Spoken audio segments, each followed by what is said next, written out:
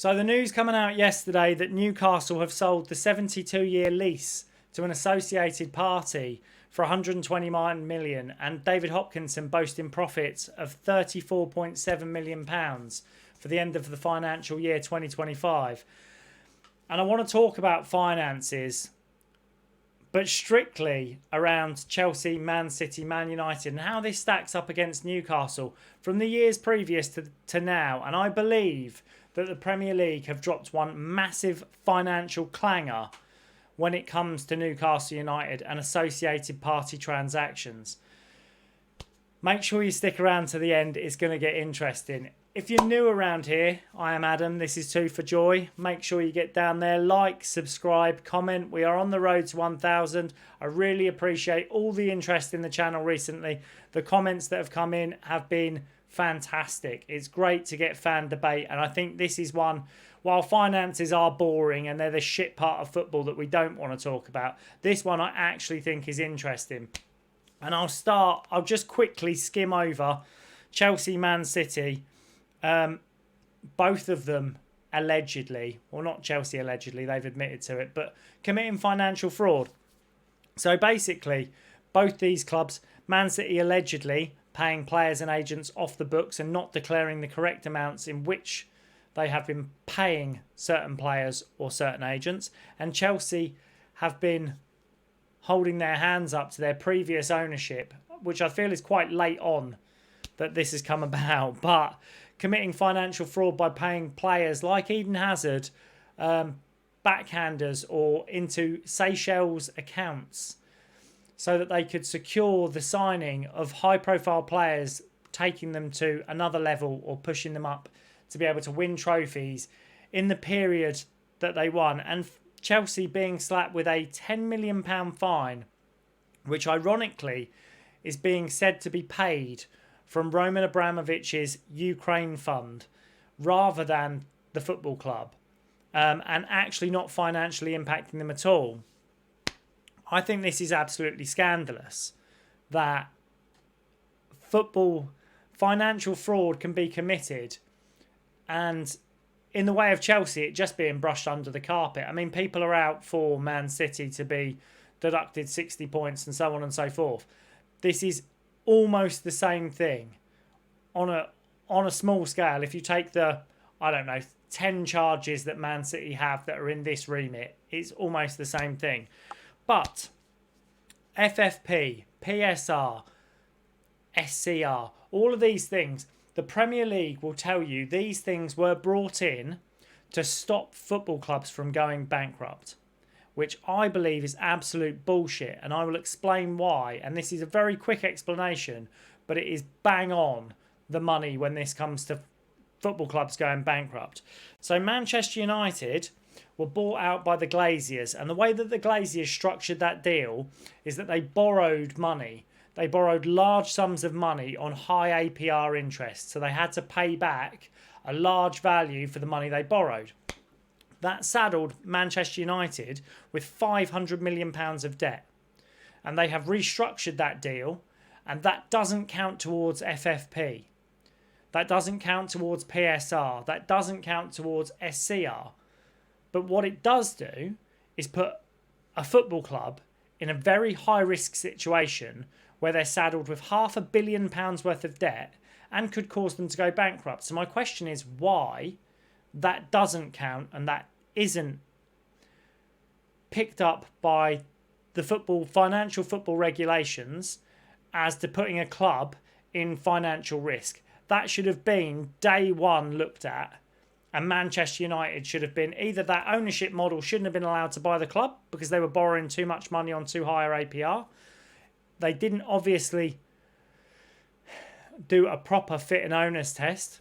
Otherwise, they wouldn't have passed it, borrowing the vast sums that they did. But when it comes to associated party transactions, and this is the one that I want to get onto with regards to FFP and SCR and fucking whatever they want to call it. Basically, associated party transactions come down to financial fair play. So they say the fair market value of a sponsorship or of a transaction towards the club should be that if these two parties weren't associated, that the market value of a sponsorship should come out the same. So if Tesco's wanted to sponsor Newcastle, they'd say how much they feel it's worth, and Newcastle would say how much they feel it's worth, and those two parties should align, the football club and the sponsor. And where I want to go with this is, Newcastle have been told that Saudi Arabian ownership cannot sponsor the club and inflate market value of the prices because it's unfair. It's unfair. Tell me why Mike Ashley was allowed to sponsor the billboards, the stadium, the club, and pay next to nothing to have his shit fucking brand all over our stadium. Where was the fair market value when those deals were done? And when you look at clubs and say, well, retrospective action is that the prices have been inflated, so they should be fined. Where's the retrospective action for the fact that Newcastle for 10 years had an ownership that was sponsoring its own football team and the fair market value wasn't correct? Where's the retrospective action for them to be able to reclaw that finance that was lost for 10 years under Mike Ashley when he wanted to slap his fucking shit brand all over our football club? And what I want to say is, Newcastle, if Chelsea can hold their hands up and say, we're in breach, we've paid players we shouldn't, and finances have gone into places they shouldn't, but it was a previous ownership, Newcastle should be able to go to the Premier League now and say, actually, we've got the same thing. We were underpaid by our previous owner. There was no fair market value when it comes to the sponsorships that were paid to this club, and we've been financially hindered because of it. And I believe that Newcastle, in the same way that Chelsea are being prosecuted for it, I believe that Newcastle should be recompensed for the time that we spent under Mike Ashley receiving no income, receiving no value in sponsorship. So where I feel this goes is, if you look at the way it's written in the text that this deal should be negotiated, and under these rules, the Premier League would not rule it fair for two associated parties to come out with an unfair value of the sponsorship. It's absolutely been rigged. When Mike Ashley was underpaying, they had no problem with a team that didn't want to compete. They only have a problem when it's a team that does want to compete.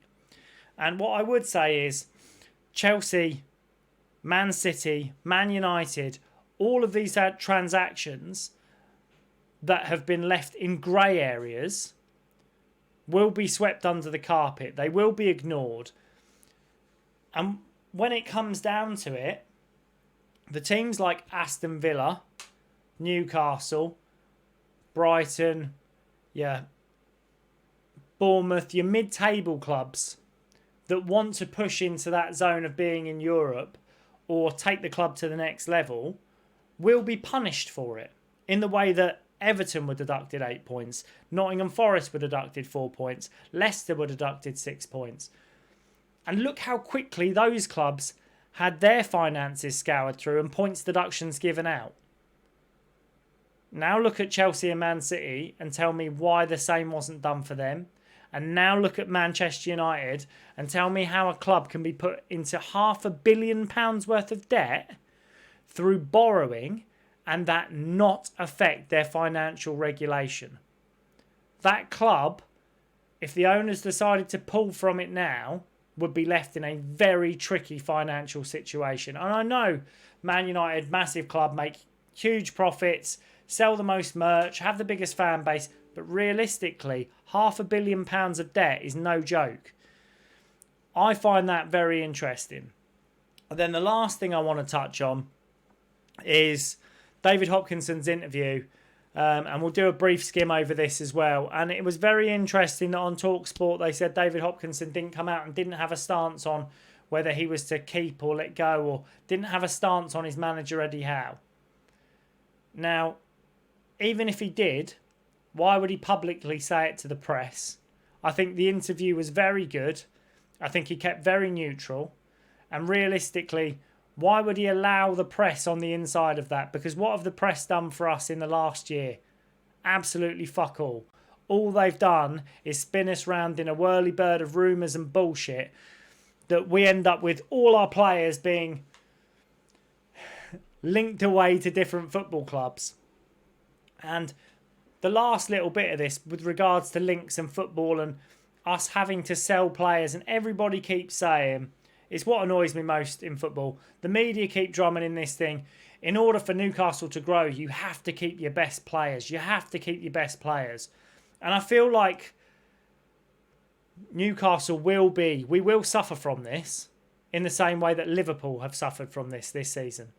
Liverpool had an offer for Mo Salah last summer that was north of 100 million. They put him on a big contract, and 1 year later, they mutually agreed to let Mo Salah leave on a free at the end of the season. Financially, they've lost out big time on that deal. And I feel the same thing will probably happen with Virgil van Dijk. Now, both great servants to Liverpool Football Club. I'm in no position to judge. But in the same way, Newcastle have hung on to players far too long, and players will go on a free when we could have received a transfer value for them. Now, in my opinion, players should be sold at their peak. You obviously can't progress into bigger competitions and reach the limits or push into the big six or that Champions League spots without keeping good players. I understand that. But players, when they reach their peak and you know you're getting the best out of them, are at their highest market value. Newcastle need to look to sell players when they are at their peak and we can get the best money for them. And I'll make the example, Alexander Isak. We got a great financial return for Alexander Isak, though we didn't want to sell him. Sandro Tonali is in a good space where we can make large amounts of profit. Anthony Gordon is in a good space where you can make large amounts of profit. Even Bruno is in a good space where you can make large amounts of profit. My point being, bar Bruno, I don't believe Sandro Tonali is playing the best football of his career. I don't believe Anthony Gordon is playing the best football of his career. But they are at peak. Their values will not get higher than they are now. And Newcastle should capitalise on that and reinvest. And the key thing is, it's not about holding on to your best players. It's about how you reinvest the money. And we've seen it across the Premier League with nearly every club this season. If you spend money badly, you will suffer for it. And I would much rather, and I've said this in previous videos, I would much rather Newcastle went out and signed 8 players at 30 million than signed 5 players at 60. Realistically, we have the wherewithal to sign decent young players that can go on, like your Lewis Hall, like your Tino Livramento, like your Malik Chow, like your Sven Botman. All of those players were brought in for around the 30 to 35 million pound, and they're worth more than we paid for them. You have to repeat that process. If you can't repeat that process, you will not grow as a football club. It is not sustainable. Let me know in the comments what you guys think, especially about the financials. Mike Ashley fucking taking the piss. And us, I don't see how there's a world that Newcastle can't go to the Premier League and say we should be recompensed for the years that we were underpaid when it comes to financial fair market value. Like I say, like and subscribe, hit me up in the comments, stay tuned for more, and hopefully this international break will be over quicker than we know it. Take it easy, guys.